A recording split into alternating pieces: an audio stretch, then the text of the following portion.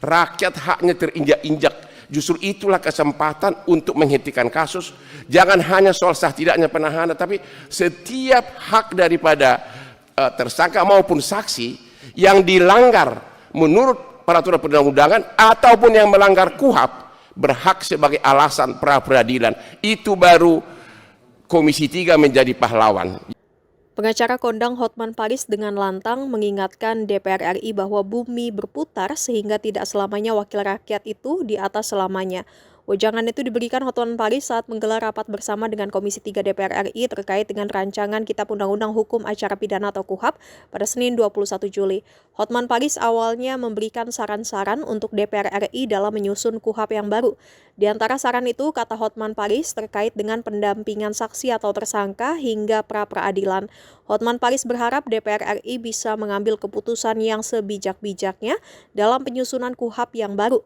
Sebab kata Hotman Paris, tidak selamanya anggota DPR RI berada di roda yang atas. Dari pengalamannya, banyak kata Hotman Paris, pensiunan jenderal hingga mantan anggota DPR berujung membutuhkan jasa pro bononya dalam berbagai kasus. Bisa jadi kata Hotman, anak cucu DPR kelak tersandung kebijakan yang diputuskan saat ini. Maka Hotman Paris mengingatkan anggota parlemen agar bijak dalam mengambil keputusan di rancangan KUHP yang baru. Langsung Hotman Paris. Terima kasih pimpinan Komisi 3 dan semua anggota Komisi 3 yang saya hormati. Saya datang karena diperintah oleh Ketua Komisi 3 harus datang. Ya, jadi ini perintah nih, suruh datang. Kebetulan memang ada beberapa yang mau saya suarakan. Saya memang selama 43 tahun sebagai pengacara mendominasi perkara-perkara raksasa bisnis. Namun dalam 10 tahun terakhir saya sudah membela rakyat kecil di Kopi Joni dan di Hotman 911. Sudah ribuan saya tolong, entah karena panggilan alam saya nggak tahu. Saya tidak mencari popularitas karena memang saya sudah populer. Yang pertama adalah waktu saya melihat Jokowi di BAP di Polda, pengacaranya duduk di belakangnya. Itu sangat menyedihkan. Pengacara duduk di belakang punggung daripada yang diperiksa. Terima kasih kepada Komisi 3 yang telah memberikan hak kepada tersangka ataupun terlapor ataupun saksi untuk didampingi oleh pengacara selama proses pemeriksaan baik penyelidikan maupun penyidikan. Mudah-mudahan itu tidak berubah. Nggak berubah kan Pak? Kalau perintah Pak Hotman nggak berubah, nggak kita rubah.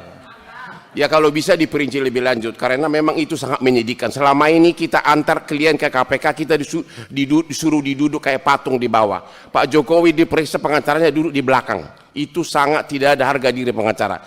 Yang kedua, Indonesia ini menurut Bank Dunia 194 juta penduduk miskin dari 280 juta. Berarti 194 juta tidak mampu menyewa pengacara. Jadi pra peradilan itu adalah salah satu kunci utama untuk mengetes apakah KUHP dan dilaksanakan dengan benar. Namun ketentuan mengenai pra peradilan ini masih terlalu umum. Hanya sebatas penahanan dan sebagainya. Harusnya ada pasal yang jelas-jelas mengatakan bahwa salah satu alasan pra peradilan adalah apabila hak tersangka saksi sesuai dengan ketentuan perundang-undangan dilanggar dan pelanggaran KUHP berhak mengajukan pra peradilan. Itu akan sangat membantu untuk rakyat miskin terutama. Ya. Yang berikutnya adalah mengenai penyelidikan maupun penyidikan. Penyelidikan adalah ajang paling bagus bagi penyidik untuk cari rezeki. Yang datang ke Kopi Joni itu adalah kalau dia sebagai pelapor dalam penyelidikan SP2HP keluar, kasusnya dihentikan. Kalau dia sebagai terlapor langsung jadi tersangka dan tidak ada upaya hukum. Karena kalau masih dalam penyelidikan tidak ada upaya hukum, tidak boleh pra peradilan. Pertanyaannya apakah penyelidikan masih perlu? Kenapa nggak langsung ke penyidikan? Oke.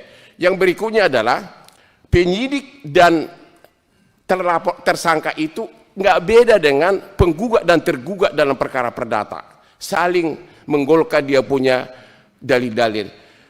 Makanya sebaiknya dalam semua gelar perkara, dalam rekonstruksi, dalam otopsi, semuanya pengacara dikasih hak untuk ikut dengan bantuan profesional.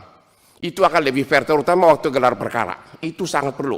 Tapi yang paling saya fokus tadi itu adalah pra-peradilan itu ini terlalu umum. Justru inilah kunci daripada ngetes apakah hak daripada warga itu diinjak-injak atau tidak. Yang terakhir, saya sebenarnya banyak di sini titipan dari para profesor karena sudah ada tertulis. Satu lagi, Pak, hampir setiap perkara pidana, terutama yang tersangkanya berduit sampai PK, selalu ada ahli. Akan tetapi di Indonesia ini ahli tidak boleh bicara tentang fakta. Saya sudah mengikuti persidangan begitu banyak di Singapura, di arbitrasi maupun perkara pidana. Justru ahli itulah yang paling tepat memberikan pendapat analisa terhadap fakta. Dia yang tahu menerapkan teorinya terhadap fakta. Soal nanti apakah pendapatnya diakui oleh hakim itu kan haknya hakim. Jadi sekali lagi agar ditambahkan pasal bahwa ahli berhak memberikan komentar. Ini saya sudah alami langsung 10 tahun lalu di Singapura. Sekarang ini setiap orang PK mendatangkan ahli, tapi dia hanya kayak buat syair aja, ngomong no, habis itu selesai. Tidak pernah diterapkan teori-teorinya itu terhadap fakta kejadian. Itu akan lebih seru dan akan lebih mendalam mengenai kasusnya. Saya kira hanya itu aja. Tolong saya hanya fokuskan pra-peradilannya itu terlalu umum. Rakyat haknya terinjak-injak. Justru itulah kesempatan untuk menghentikan kasus. Jangan hanya soal sah tidaknya penahanan, tapi setiap hak daripada tersangka maupun saksi yang dilanggar menurut peraturan perundang-undangan ataupun yang melanggar KUHP berhak sebagai alasan pra-peradilan. Itu baru Komisi 3 menjadi pahlawan. Jangan lupa, yang datang ke Kopi Joni itu dulu-dulunya berkuasa loh Pak. Ada yang tentara, ada yang Komisi 3, ada yang DPR. Tapi ada waktunya bapak-bapak itu akhirnya pensiun. Pada saat itulah Anda tidak punya power. Pada saat itulah anak cucu saudara datang ke Kopi Joni mengemis-ngemis keadilan. Jadi kalau kalian bikin sekarang yang lengkap, Anda menjadi pahlawan. Terima kasih. Ya, silakan. Jangan lupa subscribe ya.